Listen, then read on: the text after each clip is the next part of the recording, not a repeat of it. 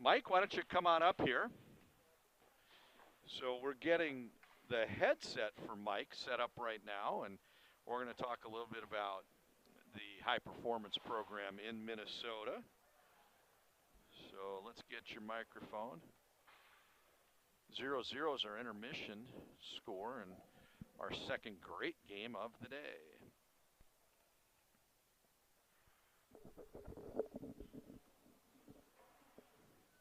All right, so Mike, I want to thank you for taking time to come up with us today. This is the 16U playoffs for the Fall Tier 1 League. And tell me a little bit about that. Is this the first year of 16s, I think, where you've had it in this current structure? This is the first year we've had in the current structure. We actually had a 16 league for the last couple of years, but under a different, kind of an affiliate agreement with Minnesota Hockey. This time it's completely under our umbrella, under the leadership of Josh Hicks. So real excited about the first year. I think it's been good for the players. And hopefully developmentally it's going to help them as well as they move into their high school seasons. So I talked about it earlier during the first game. I had an opportunity to announce the 15 final when the Green Giants took down Shattuck St. Mary's. For a long time in Minnesota, Shattuck's had a free pass into nationals as the only recognized Tier 1 team. Now there's some competition for them the last few years, both boys and girls. And the winner of this game plays in tomorrow's championship, and the winner of that has an opportunity to play Shattuck with a chance to go to nationals. So what are the benefits that these kids get with more structure around the fall hockey maybe than there used to be? Well, I think the benefit is it really, it augments the high school season. So it's our before, and then after the season we have the spring high performance. But the before is structured to be developmental. So practice is accompanying games, and it takes our game count and our development side of the practices up to the level that they need to be to meet long-term athlete development goals that have been established by USA Hockey and IIHF and other federations around the world. So for us developmentally, it's really a nice piece. The kids get the number of games that they should, and then that with their high school season, you're going to talk, those kids are going to get about 46 games, which puts us on par with where we should be around the world. So you mentioned that the fall's developmental, if you will, and then in the spring we see that high performance logo used quite a bit. And would you categorize that as more of the individual path, or what is the label you? It's developmental as well. If you look at the 14s and 15s, we have 30 players that are practicing for up to 15 hours on ice, and then probably another 7.5, 8 off ice as they go through the process at 14s and 15s, and then they play in a festival where they get another 5 games plus practice time. So it's very much developmental there. I think sometimes people at the upper levels look at that 16s and 70s maybe a little as more evaluation and scouting, but that's true. That's also a reality of it too. That we want our players recognized. So scouts from the NHL, all the college hockey programs, Division One, junior programs are all there in the spring. But I think that same thing's going to happen in the fall as well. Exposure is important. We have to make sure we're promoting our athletes. We lead the country in NHL players. We lead the country in Division One, so we can't forget that. But in our high performance programs, unlike pay-to-play programs, we try to build in the development piece as well. So you and I both wear a few different hats. My prior background as vice president of the USA Hockey affiliate for Florida. You're doing some things with the USA Hockey affiliate at Minnesota, the Minnesota district. Yep. But then at the same time, you step outside and you do some things on the national level.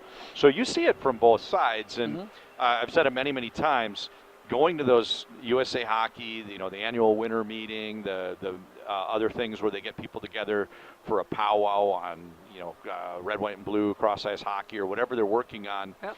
Minnesota's the model. Minnesota is really the one that the rest of the country tries to emulate. So you see it from both sides. So what are you working on at the Minnesota level that will keep Minnesota at the forefront and make them the model for what the rest of the country wishes they could attain? Well, my role in Minnesota Hockey is a high performance director, so since 94, 95, that's been my baby. So I think that's one of the things that we're clearly doing here, making sure we have those opportunities for all kids. I mean, we're looking at 4,000 kids involved in the program, so we're exposing them to a lot of new and creative, hopefully, good coaching and practices. We need to continue, though, to make our base strong. And one of the successes that we have is our numbers keep rising, even as one of the biggest hockey not only affiliates but districts in the country, and others can't say that. But as you do that, you need to be doing the right things.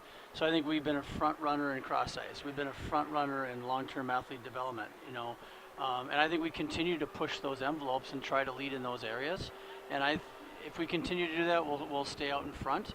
But at the same time, I think we're doing that nationally. As the country gets better, we're all going to get better. We're going to get better for it. We're going to have better competitions as we play around the country.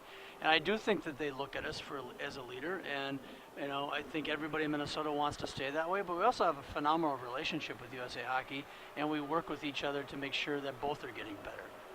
You mentioned the participation, and it's an expensive sport. One of the challenges, and it's across all of North America. You even have issues in Toronto, which people think is the highest concentration. The cost continues to spiral up if you let it. And I think that this game that we're watching right now is a great example of what's being done at the Minnesota level to keep that cost as low as possible. You can take the fall off. That's always an option, and some kids do. But for those that would like to play, this league has a very minimal travel footprint relative to other Tier 1 midget programs. My son's a player out of Florida, and they play in a league in the New England, northeast part of the United States. It's a lot of planes and hotels. And what are we seeing here? How much do these kids have to travel to get to these games? Oh, they don't. They travel in their community. I mean, they're all based on district teams, so they get to travel in their community. Their community is based now on their district or their section in this model that we're using for our high-performance fall stuff. So really the travel is no different than they face during the season. So the Minnesota model is built around that. And our costs are cheaper. That's one of the reasons that we wanted to do this, was to give those kids that opportunity without having to pay astronomical amounts. And as you know, and I know nationally, some kids at this age level are paying $20,000 just to punch the ticket, not counting travel costs. So I think Minnesota's done a pretty good job of making sure our kids have those same opportunities at a very reasonable cost. Well, for sure. Are there any final thoughts before we kick it over? We've got a recorded interview with Josh Hicks we're going to play. Any final thoughts you want to add? Thanks for having us, and continue to support. It's really appreciated. Thank you. That's Mike MacMillan, the coach-in-chief nationally for USA Hockey. And in Minnesota, he is the head of all of the high-performance programming.